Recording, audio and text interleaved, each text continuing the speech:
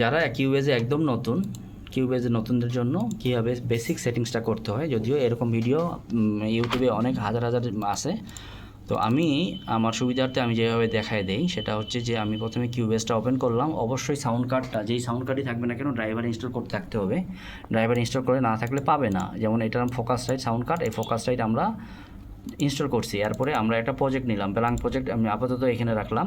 Sound কার্ডটা চিনানোর জন্য আমরা স্টুডিওতে যাব। স্টুডিওতে যাব, স্টুডিওতে যায় স্টুডিও সেট আপে যাবো। স্টুডিও সেট আপে গিয়ে এখানে আমরা আমাদের এইখানে অডিও সিস্টেম যেটা আছে, অডিও সিস্টেম অনেক সময় নো ড্রাইভার হয়ে যায়, বা অডিও সিস্টেম অনেক সময় আমাদের জেনারিক লো লেটেন্সি এসইও ড্রাইভার হয়। জেনারিক লো লেটেন্সি এসইও ড্রাইভার মানে কম্পিউটারের নিজস্ব ড্রাইভার। আর হচ্ছে ফোকাস লাইট ইউএসবি হচ্ছে আমাদের এই সাউন্ড কার্ডটা, এটা চিনাই দিব। এটা হচ্ছে প্রথম কাজ।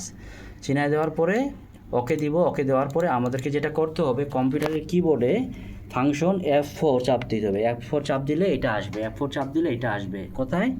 এটা হচ্ছে কোনোটাতে F4 কাজ করবে, আর যেইগুলো কিবোর্ড একটু আলাদা সেগুলো ফাংশন চাপ দিয়ে F4 চাপ দিতে হবে। এই ফাংশন চাপ দিয়ে F4 চাপ দিতে হবে।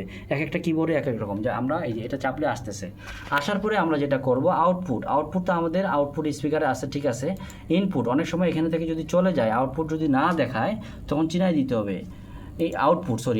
আর যদি মনে করেন যে নাই, আমরা আবার ডিলিট করে দিব, রিমুভ করে দিলাম। রিমুভ করে দিয়ে ইয়েস দিলাম, অ্যাড বাস দিলাম।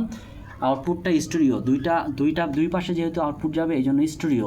আর ইনপুট আমরা কোন চ্যানেলে নিব, ইনপুটটাও আমরা রিমুভ করে দিব।